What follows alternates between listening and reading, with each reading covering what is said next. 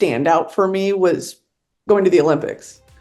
Like truly, that is such a, I'm gonna tell my grandkids about that. Like, I saw Simone Biles win gold. Super excited to talk with you today. How are you feeling going into the holiday season, the end of 2024? Man, why is the end of the year always the busiest? Literally, like everything comes to a head. It's like we were chilling for August and September, and now it's like, it's good They though. wait until we have no like will to live anymore because it's dark at 4:30. Yeah, very much. Well, the year has been super busy for you just in general. I mean, you were at the Gladiator 2 premiere the other day. I just saw Saoirse Ronan's on Royal Court. Can't wait to watch that one. Have there been any moments this year where you were like, I'm gagged. I can't believe I'm here. I can't believe I'm doing this. Yeah, like probably once a week. Like truly once a week. I think the standout for me was going to the Olympics.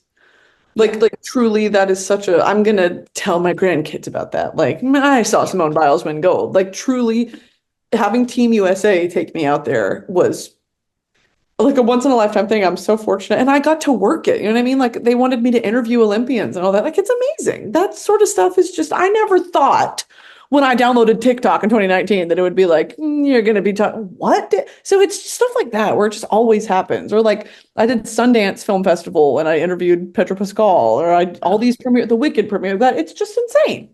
So yeah. Yeah. I mean, I feel like anything that you put your heart into, your mind into, like 3 months later, you're out there, you're doing it, you're manifesting it. There's something spooky going on. I'm nervous. We only have to manifest good things on here. Speaking of that, is there any like royal court person, guest that we can manifest for you here today? Anyone who's like a dream guest for you? I mean, Jack Harlow, naturally. Jack Yes. Harlow is, we've got to get him on by any means necessary. I think also, I would love to have like, I've talked about Drewski at length as well, and they're best friends. I'd love to have Drewski on, but like a Kevin Hart, Oh my maybe God. like some traditional, so like Kristen Wiig, like some Yes. traditional celebrities, I think, or comedians would be so fun to have on. Um, I would love to have RuPaul. That's a dream. Yeah, I've got a whole, like, how much time do you have for dream guests? Yeah, you got a list. I Yeah. got a list. That's amazing. I mean, it seems like you're able to connect with pretty much everyone who comes on your show, people from all different like pots of celebrity. What is your secret there? Have you always been able to connect with people like this, or is this something you had to work on throughout your career? Great question. I think that connection is something a lot. We're a very like navel gazing species. Like we care about ourselves way too much. And what we miss a lot of the time is that connection with another person. And that just comes from knowing and being curious. Mhm. I love interviewing because that's all it is. You're just forming a connection with that person. And it really comes down to good research as well. I've got a great team of writers who understand the goal that is, the more we know about this person, the better questions I can ask and the more they feel seen. I Yeah. think also, to tie it back into White Claw, it's very much this idea of y the older you get, the more you realize those priorities are only priorities if you prioritize them. Like being with friends and family, making Mhm. time. You can sit there all day and be like, I'm too busy for this. Sure, but that's your choice. And if it's something, there are always, well, I can't fly, or I can't do this, or I can't whatever. You can do a Zoom call, you can FaceTime. We have so many means of connection and communication in the digital age that we don't utilize in the right ways. I mean, you can spend 5 hours a night on TikTok on your phone, but you can't call your grandmother. There's things that are just, it comes down to it's a human thing. And so with Yeah. the White Claw campaign and then even with Royal Court, it's like, what is the best way to connect with people in a meaningful and sincere way? And I find a lot of joy in doing that, both professionally and personally, because that's all you got at the end of the day.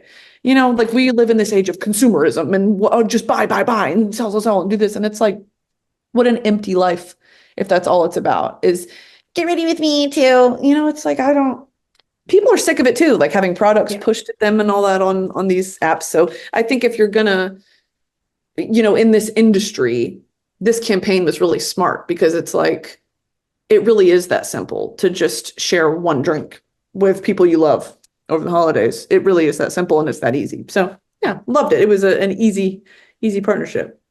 Yeah, I mean, you mentioned the holiday season is a perfect time to kind of reevaluate your priorities and spend time with people that you love. Are you someone who, when it comes to the holiday season, you're going in from a place of joy, the tree is up, the hot cocoa is made December 1st, or is that something you kind of have to find for yourself amid the anxiety of it all? No, that tree was up October 31st. You Yeah, don't you Halloween worry about done, that. we're ready. Yeah. Literally, people were like, "Happy Halloween! Christmas is on. I've got Just Friends on the TV. I'm doing my Christmas tree."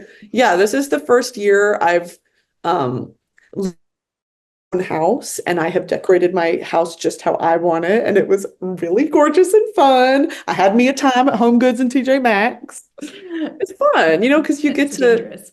it is dangerous. Don't let me loose with an Amex in that store. I think that it's, creating your own holiday traditions. Because me and my family have them, but it's like, well, now that I'm alone, your traditions with your friends or with what do you do? And it's fun. It's a lot of fun to figure it out.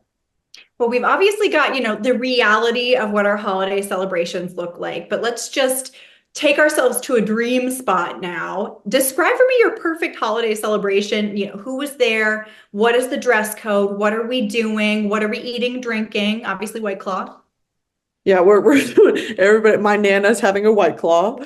Um, I think it's my family, and I think it's Stanley Tucci would be there Yes. in an ideal scenario. Probably Pedro Pascal as well would join me there. I think yeah, we're drinking hot chocolate, a White Claw Surge. I'm a fan of. Yes. I've been known to drink a White Claw Surge. Um, yeah, I think we're playing games. I love a game around a dinner table with both like your real family and chosen family. There's nothing better. Like, yeah, that's probably my dream. It's about 45 degrees outside, but it's about 65 inside because I'm a sweater. Okay, it can't be too Oh, hot inside because I get hot. we can't be layering in sweaters when it's Yeah. above 70. No. When I'm in my Grinch onesie, it can't be 70 in the house. That's the dress code is the Grinch That's just onesie. it. You got to do Yeah, one. perfect. Well, your partnership with White Claw is bringing people to their kind of dream holiday celebration. Tell me a little bit about we're jet skiing people places, we're flying them across the world. Tell me about Yes. this. So yeah, by any means necessary, we're picking some lucky winners, and we're going to bring them to their loved ones over the holidays. So yeah, whatever that means, we'll get you there. That's sort of the idea. So for the actual commercial, we were in a helicopter, and we brought someone to go visit their friends via helicopter, and it was a blast. We really got to go up in it, and it was scary, terrifying, but it was fun. It was a lot of fun. One of those bucket list things. Now you can tell people you've been in a helicopter and they can be jealous, even if it was terrifying. 100%. And I got to wear that headset, made me feel like I was in Black Hawk Down. Pretty Oh, cool. yeah. Pretty cool.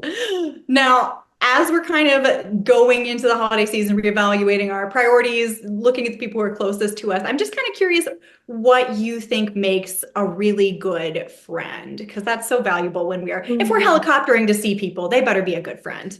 They better be a good friend. It's a lot of gas being used. You better be worth it.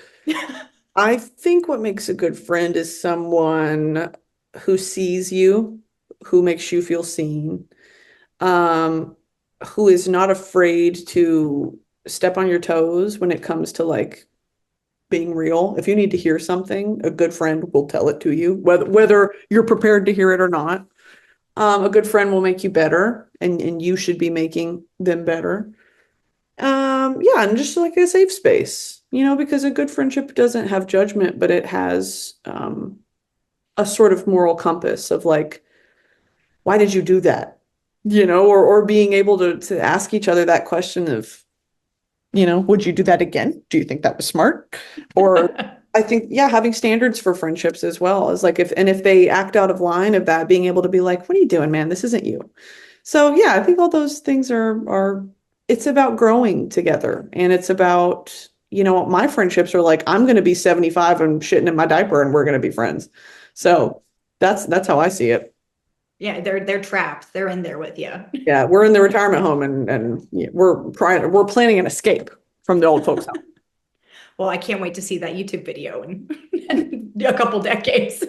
Sponsored by White Claw. Thanks so much. Perfect, perfect.